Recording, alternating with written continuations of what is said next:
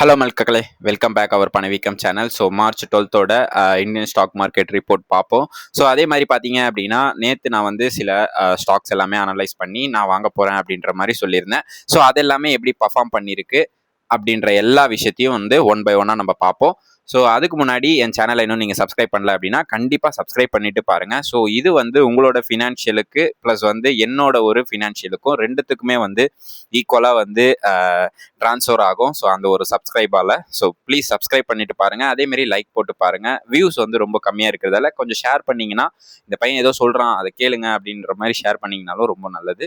So வாங்க இந்தியாவோட ரிப்போர்ட்டை ஃபஸ்ட்டு பார்ப்போம். ஸோ ரிப்போர்ட் பார்க்கறதுக்கு முன்னாடி இன்னைக்கோட அஜெண்டா என்னென்ன பார்க்க போகிறோம் அப்படின்னா, மார்க்கெட் ஓப்பனிங் அண்ட் க்ளோசிங் பார்க்கலாம். அடுத்தது குளோபல் மார்க்கெட் என்ன ஆயிருக்கு அப்படின்றது பார்க்கலாம். ஜியோ பொலிட்டிக்கல் ரிஸ்க் என்னென்ன இருக்குது அப்படின்றது பார்க்கலாம். டெக்னாலஜி வைஸாக என்ன டெக்னாலஜி ட்ரெண்டில் இருக்குது அப்படின்றதையும் பார்ப்போம். அதேமாதிரி கம்பெனி ஏர்னிங்ஸ் ஏதாச்சும் இருக்கா அப்படின்றத பார்க்கலாம். டாப் ஸ்டாக்ஸ் அண்ட் மூவர்ஸ் அப்படின்றத வந்து பார்ப்போம். Top gainers and losers. அடுத்தது இன்வெஸ்ட்மெண்ட் ஸ்ட்ராட்டஜி, இது நம்ம எப்பவுமே பார்க்கறது தான்.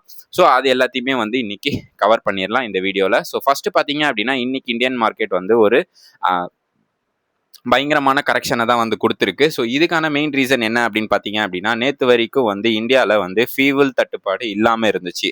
பட் ஆனால் இன்னைக்கு, அதாவது நேற்று நைட்ல இருந்து பார்த்தீங்க அப்படின்னா ஃபியூவல்ஸ் வந்து ஃபில் பண்ண ஆரம்பிச்சிட்டாங்க பொதுமக்கள். ஸோ அதாவது 70 days வந்து நம்மளோட ஃபியூவல் வந்து ரிசர்வ் இருக்கு அப்படின்ற மாதிரி கவர்மெண்ட் சைட்லன்னு சொன்னாலுமே, இப்போ இவங்க வந்து எப்படி பண்றாங்க அப்படின்னா, ஃபுல் பண்ணிக்கலாம், நம்ம டேங்கை ஃபுல் பண்ணி நம்மளோட வண்டியில வந்து ஃபுல்லா பெட்ரோல் வச்சுக்கலாம் அப்படின்ற மாதிரி எல்லாரும் யோசிச்சு போய் பெட்ரோல் போடுறதால 70 days இருக்க வேண்டிய பெட்ரோல் வந்து பாத்தீங்கன்னா 30-35 நாள்லயே முடிஞ்சிடும் போல. ஸோ அந்த மாதிரி தான் இப்போ போயிட்டு இருக்கு. ஸோ இதனால வந்து நம்மளுக்கு வந்து ஆயில் ரிஸ்க் வந்து பயங்கரமா இருக்கிறதால பொதுமக்களும் புரிஞ்சிக்காம போய் பெட்ரோல் போடுறதால ஸோ இப்போ வந்து பார்த்தீங்க அப்படின்னா ஒரு ரிஸ்கில் வந்து மாட்டிக்கிட்டு இருக்கு நம்மளோட இந்தியா மார்க்கெட்டு ப்ளஸ் இன்ஃப்ளேஷன்.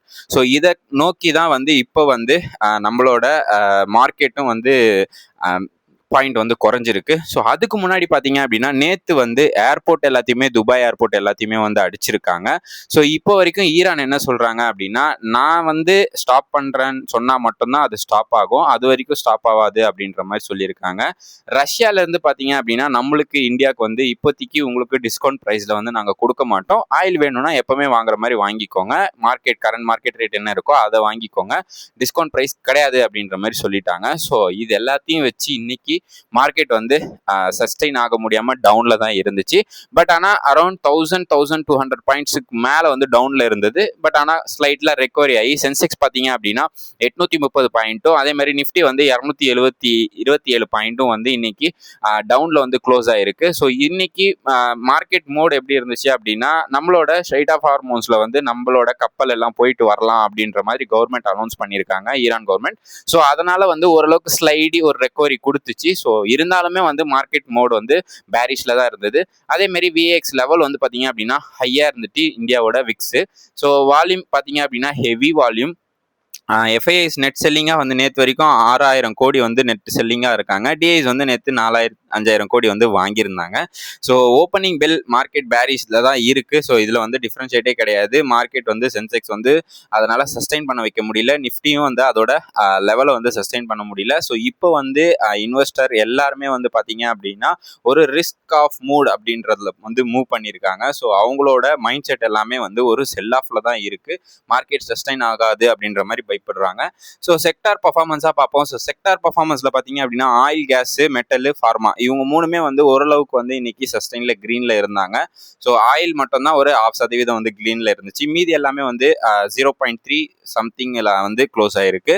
அதே மாதிரி எஃப்எம்சிஜி பார்க்கும்போது பெருசாக டவுன் இல்லைனாலும் ஓரளவுக்கு வந்து சஸ்டெயின் பண்ண முடியாமல் டவுனில் போயிருக்காங்க. ஐடி, பேங்க், ஆட்டோ அரௌண்ட் வந்து 3%லேருந்து 0.5% வரைக்கும் கீழே விழுந்திருக்காங்க. ஆட்டோ வந்து 2 நாளாக கண்டினியூஸாக வந்து 3% விழுந்திருக்கு செக்டார் வைஸாக பார்க்கும்போது. ஸோ அதனால் ஆட்டோ செக்டாரில் யாருனா இருந்தீங்க அப்படின்னா கொஞ்சம் வெளியே வந்து வெயிட் பண்ணுறது நல்லது, உங்களோட ப்ராஃபிட்டில் இருந்தீங்க அப்படின்றத மட்டும் புரிஞ்சுக்கோங்க. ஸோ குளோபல் மார்க்கெட் பார்ப்போம். ஸோ குளோபல் மார்க்கெட்டில் வந்து நேற்று யுனைடெட் ஸ்டேட்டில் என்ன இருக்குது அப்படின்றது பார்ப்போம். யூஎஸோட டவ் ஆகட்டும், S&P 500 ஆகட்டும், நாஸ்டாக் ஆகட்டும் எல்லாமே வந்து அரௌண்ட் வந்து 0.5%லேருந்து 0.08% வந்து ஒரு டவுன் ட்ரெண்ட்ல தான் வந்து நேற்று க்ளோஸ் ஆயிருந்துச்சு.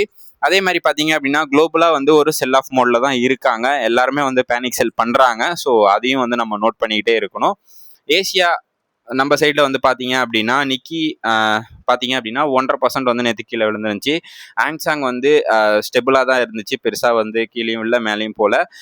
கொரியாவோட கோசிக் பார்த்தீங்க அப்படின்னா 0.75% வந்து இன்னைக்கு கீழே விழுந்துருந்துச்சு. ஸோ இதுக்கான மெயின் ரீசன் என்ன அப்படின்னு பார்த்தீங்கன்னா ஆயில் ஃபியர் தான், வேற எதுவும் கிடையாது. ஆயில் ஃபியர் ஆகுறதால ஏஷியா எல்லாமே ஓரளவுக்கு கண்டினியூஸாக கீழே விழுந்துட்டு இருக்கு. யூரோப்பை பொறுத்த வரைக்கும் யூரோப் சைடில் அரௌண்ட் அதுவும் 2%லேருந்து 1% வரைக்கும் இன்னைக்கு கீழே விழுந்திருந்தது. பாண்ட் ஹீல்டு வந்து பார்த்தீங்க அப்படின்னா அவங்க சைடில் வந்து ரொம்ப ரிஸ்காக இருக்குது. எனர்ஜி ஸ்டாக்ஸும் வந்து வாலண்டிலிட்டாக இருக்குது யூரோப்பை பொறுத்த வரைக்கும். ஜியோ பொலிட்டிக்கல் பார்ப்போம். ஸோ ஜியோ பொலிட்டிக்கலில் மெயினாக வந்து ஈரானோட கிரைசிஸ் பார்ப்போம். So missile on the fire வந்து இஸ்ரேல். ஸோ இஸ்ரேலில் வந்து மிசைல் போட்டுக்கிட்டே இருக்காங்க ஈரானு. ஸோ ஸ்டாப் பண்ணுற மாதிரியே தெரியல. ஸ்ட்ரைட் ஆஃப் ஹார்மோன்ஸை வந்து பிளாக் பண்ணி வச்சுருக்காங்க. இன்னும் ரிஸ்கில் தான் இருக்குது. சில கண்ட்ரிஸுக்கு மட்டும் அலோவ் பண்ணுறாங்க, அதாவது ஈரான் கவர்மெண்ட்டு. ஸோ அதே மாதிரி இதனால் ஆயில் டிஸ்ட்ரிபியூஷன் வந்து ஒரு ஃபியர் வேல்யூவில் இருக்குது. ஸோ கொஞ்சம் பயந்து இருக்காங்க ஆயில் பொறுத்த வரைக்கும். ஏன்னா ஸ்ட்ரைட் ஆஃப் ஹார்மோன்ஸ்லேருந்து 25% வந்து வேர்ல்டுக்கு வந்து ஆயில் போயிட்டு இருக்கு. ஸோ அது வந்து ஸ்டாப் ஆகிடும் அப்படின்ற மாதிரி பார்த்துக்கிட்டு இருக்காங்க. ஸோ சான்சாக்ஷனுக்கு பயந்துட்டு இருக்காங்க. ஸோ சான்சாக்ஷன் எதனா வந்து ஈரான் மேலே போடுவாங்களா இன்னுமே அப்படின்ற மாதிரி ஈரான் வந்து யோசிக்குது. பட் ஆனால் இது எல்லாமே ஈரானோட கிரைசிஸ். பட் ஆனால் மார்க்கெட் இம்பேக்ட் நம்ம பார்த்தே ஆகணும். பேரண்ட்டுக்கு வந்து பார்த்தீங்க அப்படின்னா 90 ரூபாய்க்கு மேலே வந்து பேரண்ட் வந்து இன்னைக்கு வித்துட்டு இருக்கு. ஸோ இது வந்து ஒரு ஹைன்னு தான் சொல்லணும். ஆல்மோஸ்ட் வந்து 68 ரூபாயிலிருந்து 90 ரூபா வந்துருக்கு. ஸோ மார்க்கெட் வந்து பயங்கரமான இம்பாக்ட் இதில் வந்து நம்மளுக்கு பண்ணிட்டு இருக்கு. இன்வெஸ்டர் வந்து நம்ம ஆல்ரெடி சொன்ன மாதிரி ரிஸ்க் ஆஃப் மோட்ல தான் இருக்காங்க. ஸோ அவங்களுக்கான வேல்யூ வந்து இன்னும் நம்மளுக்கு எடுக்க முடியல. ஸோ குளோபலாக வந்து ஸ்டாக் எல்லாமே வந்து கீழே விழுந்துட்டு இருக்கு. ருப்பியும் வந்து ரெக்கார்ட் லோ பண்ணிக்கிட்டே இருக்குங்க. ஸோ இதுதான் வந்து ஒரு பெரிய ஒரு மைனஸாக நான் வந்து பார்க்குறேன் எஃப்ஐஸ் வெளியே போகிறதுக்கு. ஏன் அப்படின்னா அரௌண்ட் இந்த அதாவது போர் தொடங்குறதுக்கு முன்னாடி பார்த்தீங்க அப்படின்னா 89 ரூபா சம்திங் வச்சுருந்தாங்க. இப்போ 92 ரூபா 10 பைசா இருக்குது. அதாவது அரௌண்டு 1 ரூபா 2 ரூபா 3 ரூபான்னு ஏரியே எங்கேயோ போயிடும் போல். ஸோ அதையும் நம்ம வந்து நோட் பண்ணிக்கிட்டே இருக்கணும். எக்கனாமிக் எஃபெக்ட் என்ன ஆகும் அப்படின்னு பார்த்தீங்க அப்படின்னா இன்ஃப்ளேஷன் கண்டிப்பாக வந்து ரிஸ்கில் வந்து போகும். ஃபெட் ரேட் கட் வந்து கண்டிப்பாக ஃபர்தராக இருக்கும். ஸோ இன்ஃப்ளேஷன் எக்ஸ்பெக்டட் பண்ணுறதுக்கு தாண்டி வந்து ஸ்பைக் ஆகிறதுக்கான வாய்ப்பு இருக்குது. இந்தியாவோட இம்போர்ட் பில் பார்த்தீங்க அப்படின்னா ரைஸ் ஆகும். பிகாஸ் ஆஃப் நம்ம குரூடாயில் வந்து பை தான் பண்ணுறோம், நம்ம வந்து செல் பண்ணலை அப்படின்றத புரிஞ்சுக்கோங்க. இப்போதைக்கு கரண்ட்டாக பேரண்ட் வந்து பார்த்தீங்க அப்படின்னா $90 வந்து நம்மளோட பெட்ரோல் போயிட்டு இருக்கு. ஸோ அதையும் வந்து நம்ம வந்து வாட்ச் பண்ணிக்கிட்டே இருக்கணும். ஸோ ஸ்ட்ரைட் ஆஃப் ஹார்மோன்ஸ் வந்து எப்போ வந்து ஸ்ட்ரிக்டாக வந்து அவங்க வந்து க்ளோஸ் பண்ணாமல் விட போகிறாங்களோ ஈரான், அப்போலேருந்து தான் வந்து ஒரு குட் இன்ஃப்ளேஷனே நம்மளுக்கு தெரிய ஆரம்பிக்கும் அப்படின்றது புரிஞ்சுக்கோங்க. ஸோ டெக்னாலஜி ட்ரெண்ட்ஸ் பார்ப்போம். ஸோ டெக்னாலஜி ட்ரெண்ட்ஸில் வந்து A and chip set. So இதுதான் வந்து இப்போதைக்கு ட்ரெண்டிங்கில் இருக்கிற அடுத்து பூம் ஆக போகிற sectors. So A and chips தான் வந்து பூமிங்கில் இருக்குது. ஸோ ஏஐ சிப் டிமாண்ட் பண்ணி தான் வந்து சில EVs அண்ட் IoT ரைசிங் ஆகிட்டு இருக்கு. ஸோ அதுக்கு நல்லா வந்து பர்ஃபார்ம் பண்ணிக்கிட்டு இருக்கிற ஸ்டாக் வந்து என்விடியா. ஸோ இதை வந்து நம்ம வந்து நோட் பண்ணிக்கிட்டே இருக்கணும். இன்டர்னலாக பார்த்தீங்க அப்படின்னா ஒரு குளோபலாக வந்து ஓரளவுக்கு நல்ல மேலே தூக்கிட்டு இருக்கு இந்த ஏஐ வச்சு. ஸோ இந்தியாவோட ஐடி ஸ்டாக் வந்து கொஞ்சம் மிக்ஸ்டாக தான் இருக்குது. லாங் டேர்முக்கு பாசிட்டிவ் அவுட்லுக் தான் எப்போவுமே நம்ம இந்தியாவோட ஐடி செக்டார்ஸ் இருக்கும். ஏன் அப்படின்னா ஐடி கம்பெனி எல்லாம் தப்பிச்சிடும் அப்படின்றதால. ஸோ அடுத்ததாக இவி அண்டு ரோபோட்டிக்ஸ் இது ரெண்டுமே வந்து ஃபோக்கஸ் பண்ணணும். ஸோ அதில் இருக்கிற ஸ்டாக்ஸையும் நீங்கள் வந்து ட்ரெண்டிங்கில் பார்த்தீங்க அப்படின்னா ஃபோக்கஸ் பண்ணணும். இவி க்ரோத் வந்து ஆக்சுவலாக வந்து வேர்ல்டு வைடாகவே நல்லாவே இருக்குது. அதே மாதிரி ரோபோட்டிக் அண்ட் ஸ்பேஸ் டெக் வந்து இப்போ வந்து பயங்கரமாக வந்து பூம் ஆகிட்டு இருக்கு. ஸோ இதுக்கான ஹை வேல்யூவேஷன் எதில் வரும் அப்படின்னா ஆயில் ரிஸ்கில் போகும்போது கண்டிப்பாக வந்து இவியை வந்து நோக்கி வருவாங்க மக்கள். ஸோ அதனால இவி செக்டார்ஸ் நல்லா வரும். கிரீன் எனர்ஜியை பொறுத்த வரைக்கும் சோலார் அண்ட் விண்டு, பேட்ரி, அதே மாதிரி ஹைட்ரஜன் பூம் இது எல்லாமே வந்து பூம் ஆக போகுது. பிகாஸ் ஆஃப் நம்ம எனர்ஜியை விட்டு வெளியே வரணும் அப்படின்றத வந்து இப்போ நம்ம கண்டிப்பாக புரிஞ்சிருப்போம் ஈரான் இஷ்யூஸ் சண்டேல.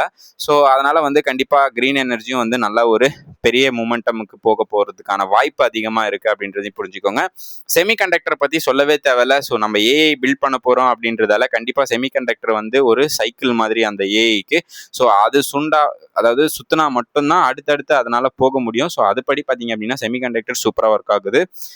ஐகான் என்ன இருக்குது அப்படின்னா ஐடி செக்டார் வந்து இன்னைக்கு பார்த்தீங்க அப்படின்னா -0.24% வந்து கீழே விழுந்திருக்கு. ஷார்ட் டேர்ம் ப்ரெஷர் வந்து கண்டிப்பாக இருக்குது. பட் ஆனால் லாங் டேர்மில் ஏஐ வச்சு இவங்க வந்து ஸ்ட்ராங் ஆகிடுவாங்க. ஸோ இந்தியன் கம்பெனி பொறுத்த வரைக்கும் நம்ம கவலைப்பட தேவையில்லை. அதே மாதிரி கம்பெனி ஏர்னிங்ஸ் ஏதாச்சும் இருக்கா அப்படின்றத வந்து நான் பெருசாக பார்த்தேன். பட் ஆனால் எனக்கு எதுவும் பெருசாக தெரியல. மஹேந்திரா அண்ட் மஹேந்திரா வந்து சிலது ஒரு சின்ன ஒரு ப்ராஃபிட் வந்து கொடுத்துருந்தாங்க, அதாவது 1 மந்த் அப்படின்ட்டு. ஸோ அதை மட்டும் நான் வந்து வெரிஃபை பண்ணேன். பட் ஆனால் அது எனக்கு வெரிஃபைடு நியூஸாக தெரியல. ஸோ அதனால நான் வச்சிருக்கேன். ஸோ அதை நான் உங்ககிட்ட சொல்லலை. ஸோ பேங்கிங் செக்டாரில் ஏதாச்சும் நம்மளுக்கு வந்து இப்போதைக்கு இருக்கா அப்படின்னு பார்த்தீங்க அப்படின்னா, அதாவது எஸ்பிஐ ப்ளஸ் எம்யூஎஃப்ஜி பார்ட்னர்ஷிப்பில் வந்து வந்திருக்காங்க. ஸோ கொலாபரேட் பண்ணியிருக்காங்க. அதாவது எம்என்டி ஃபினான்சிங் ஸ்ட்ரென்த் பார்த்தீங்க அப்படின்னா பண்ணியிருக்காங்க. அதாவது இந்தியா ஜப்பான் ஃபினான்ஷியல் டைட்ஸ் வந்து பாசிட்டிவாக போயிருக்கு அதாவது எஸ்பிஐக்கு அப்படின்றத புரிஞ்சுக்கோங்க. ஹெல்த் கேர் செக்டார் பொறுத்த வரைக்கும் இந்த ஆஷ்ரம் டிஎம் வந்து பார்த்தீங்க அப்படின்னா 2300 crores வந்து இன்வெஸ்ட் பண்ணியிருக்காங்க. ஸோ இந்தியாவோட எக்ஸ்பென்ஷன் ஹாஸ்பிட்டலுக்கு ப்ளஸ் கிளினிக்கு. ஸோ இது வந்து ஒரு நல்ல நியூஸு அந்த ஆஷ்ரம் பொறுத்த வரைக்கும். அடுத்து ஐடி செக்டாரை பார்த்த வரைக்கும் மிக்சடாக தான் இன்னைக்கு இருந்துச்சு. இன்ஃபோசிஸ் வந்து நல்ல ஒரு டவுனில் கொடுத்துருந்துச்சு. ஸோ அதேமாதிரி இண்டஸ்அண்ட் இவங்க எல்லாருமே வந்து ஒரு ரீபவுண்ட் ஆயிருந்தாங்க. ஐடி செக்டாரை பொறுத்த வரைக்கும் இன்னைக்கு வந்து ஒரு குளோபலாக வந்து ரிஸ்க் ஆஃபில் தான் இருக்குது. பட் ஆனால் ஏஐ வச்சு லாங் டேர்மில் ஒரு நல்ல ஒரு பெனிஃபிட்டை கொடுப்பாங்க அப்படின்றதையும் புரிஞ்சுக்கோங்க. டாப் 5 கைனர் பார்ப்போம். ஸோ இன்னைக்கு பார்த்தீங்க அப்படின்னா ஜியோ ஃபினான்ஷியல் சர்வீஸ் இது வந்து ஒரு அரௌண்ட் 1% வந்து இன்னைக்கு வந்து ஒரு அப் கொடுத்துருந்துச்சு நிஃப்டி 50க்குள்ள. சன் ஃபார்மாஸ், கோல் இந்தியா, ஓஎன்ஜிசி, என்டிபிசி இது எல்லாமே அரௌண்ட் 0.6%லேருந்து 0.3% வரைக்கும் இன்னைக்கு இருந்துச்சு. இன்னைக்கு ஆனால் நீங்கள் பார்த்தீங்க அப்படின்னா இது நிஃப்டி 50ல் இருக்குது. பட் ஆனால் இன்னைக்கு நான் சில ஸ்டாக்ஸ் பிக் பண்ணி வச்சிருந்தேன்ல, அந்த ஸ்டாக் எல்லாமே ரீபவுண்ட் ஆகி நல்லாவே வந்து இன்னைக்கு ஹை கிரீன்லேயே போயிடுச்சு. ஸோ அதை நான் எந்தெந்த ஸ்டாக்குன்றதை உங்களுக்கு நான் காட்டுறேன். டாப் 5 லூசரில் பார்ப்போம் நிஃப்டி 50க்குள்ள. Bajaj finance, Axis bank, Eicher motor, Bajaj Finserv and Mahindra and Mahindra around வந்து 4%லேருந்து 3.5% வந்து இன்னைக்கு கீழே விழுந்திருந்தாங்க. இது வந்து பெரிய செல் ஆஃபாக நடந்துகிட்டு இருக்கு இப்போதைக்கு ஆட்டோ செக்டாரு. ஸோ பார்ப்போம் ஆட்டோ செக்டார் ப்ரெஷர்லேருந்து எப்போ மூவ் ஆகுதுன்னு சொல்லிட்டு. அது வரைக்கும் நம்ம வெயிட் பண்ணி பை ஆன் டிப்ஸில் தான் கண்டிப்பாக வாங்கணும். ஸோ இதுக்கு மெயின் ரீசன் வந்து என்ன அப்படின்னு பார்த்தீங்க அப்படின்னா, ரேட் கட் வந்து டிலேவாக இருக்குது பஜாஜ் ஃபினான்ஸை பொறுத்த வரைக்கும். எஃப்ஐஐஸ் பயங்கரமாக வித்துட்டு வெளியே போகிறாங்க. ஸோ அதனால் பஜாஜ் ஃபினான்ஸ் வந்து இப்போதைக்கு ஒரு செல் ஆஃப் மோடில் போயிட்டு இருக்கு. ஆக்சிஸ் பேங்கை பொறுத்த வரைக்கும் எஃப்ஐஐஸ் வந்து கண்டினியூஸாக அவங்க வந்து அவங்களோட செல்லிங்ஸை வந்து பண்ணிட்டு இருக்காங்க. கிரெடிட் ரிஸ்க் இருக்கிறதால ஸோ இதுவுமே வந்து அண்டர் பெர்ஃபார்ம் பண்ணிட்டு இருக்கு ஆக்சிஸ் பேங்க். ஈச்சர் மோட்டார் பொறுத்த வரைக்கும் ஆயில்ஸ் ப்ரைஸ் வந்து ஹைக்காக இருக்கிறதால ஸோ இன்புட் காஸ்ட் ப்ரெஷர் வந்து வரும் அப்படின்றதால ஈச்சர் மோட்டார் அடிச்சிட்டு இருக்காங்க. ஸோ பஜாஜ் ஃபின்சர்வ் பார்த்தீங்க அப்படின்னா linked to Bajaj finance weakness அப்படின்றத வந்து பண்ணிட்டு இருக்காங்க. ஸோ பஜாஜ் ஃபினான்ஸை வச்சு தான் பஜாஜ் ஃபின்சர்வ் வந்து ஒர்க் ஆகுது. ஸோ அதனால வந்து அது லிங்காக இருக்கிறதால மோஸ்ட்லி அதை வந்து அடிச்சிட்டு இருக்காங்க. மகேந்திரா அண்ட் மகேந்திரா பொறுத்த வரைக்கும் border auto weakness deposit good Q3 result, அதாவது வந்து ஒரு வீக்னஸான ஒரு Q3 ரிசல்ட்டை கொடுத்துருக்காங்க. 3% வந்து கீழே விழுந்திருக்கு. ஸோ அதே மாதிரி 3% வந்து அவங்களோட ப்ராஃபிட்டை வந்து கம்மி பண்ணியிருக்காங்க. ஸோ அதனால தான் அது வந்து விழுந்திருக்கு அப்படின்றத புரிஞ்சுக்கோங்க.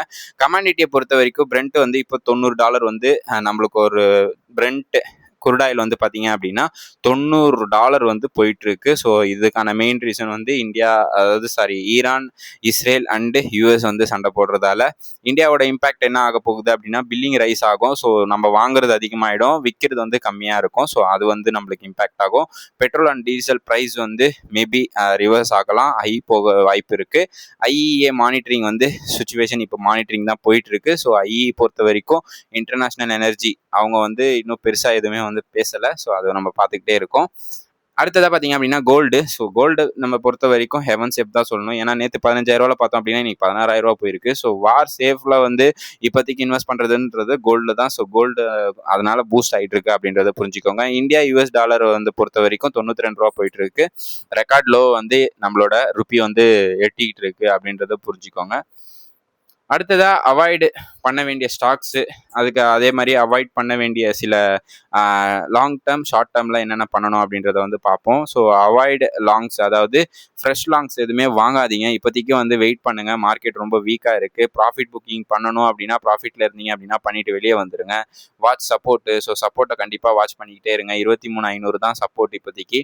ஷார்ட் டேர்ம் பைஸ் வந்து டிப்ஸில் மட்டும் வாங்குங்க, பெருசாக வந்து எதுவும் வாங்காதீங்க. டார்கெட் SLA வந்து கண்டிப்பாக வைங்க. ஸோ SLA வந்து அடிச்சிருச்சு அப்படின்னா வெளியே வர்றதுக்கு பாருங்கள்.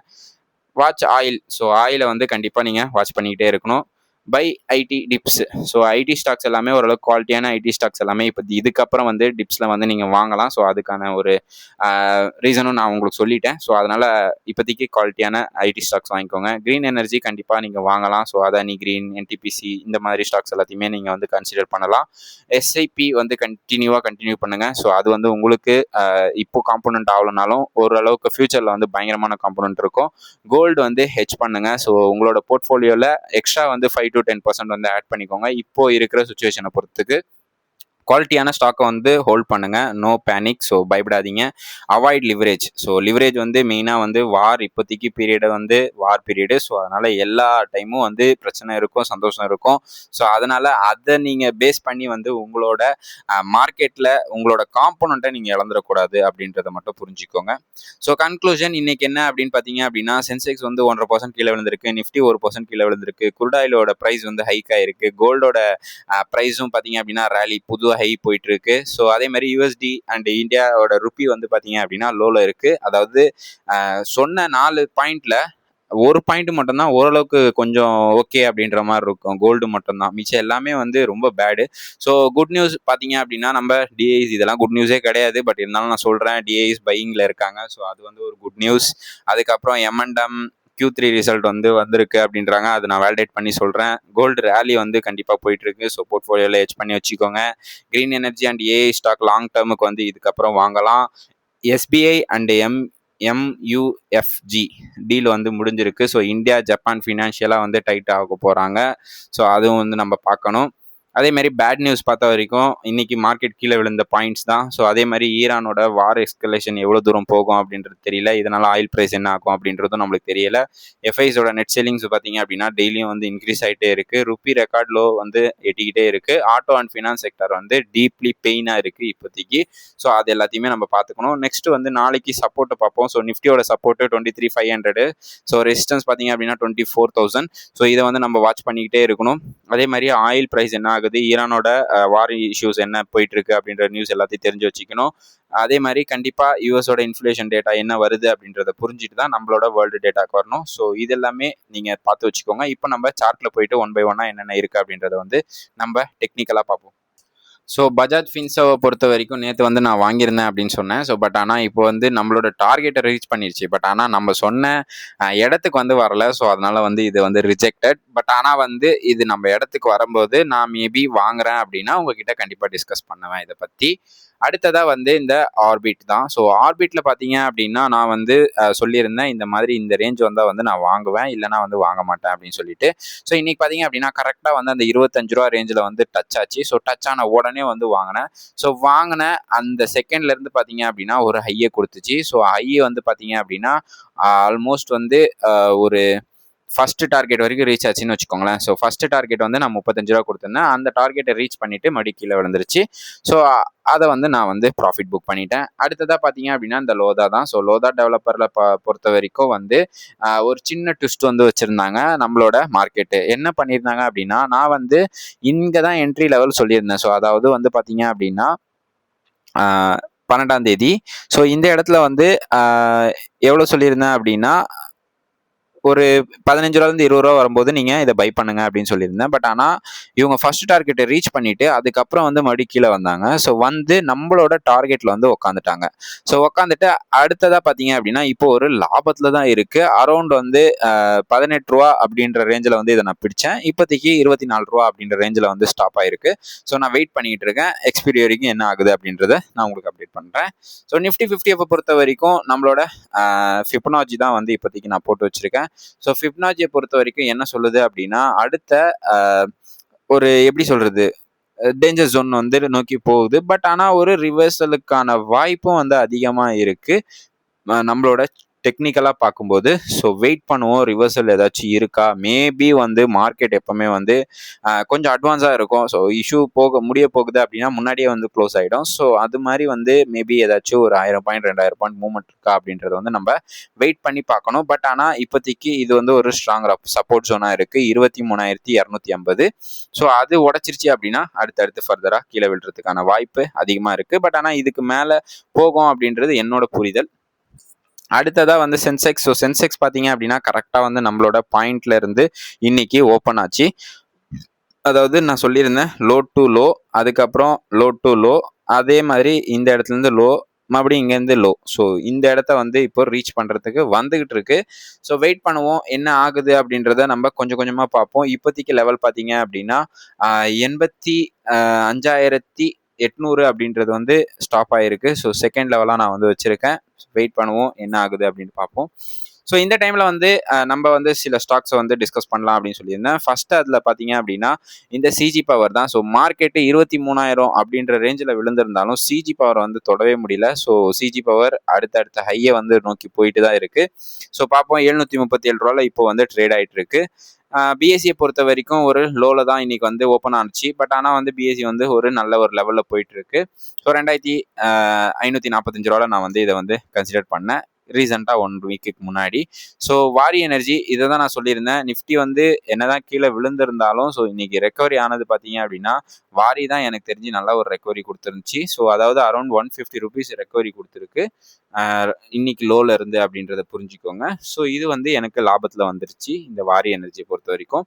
கெய்ன்ஸ் டெக்னாலஜி இப்போவும் நீங்கள் கன்சிடர் பண்ணுற லெவலில் தான் இருக்குது.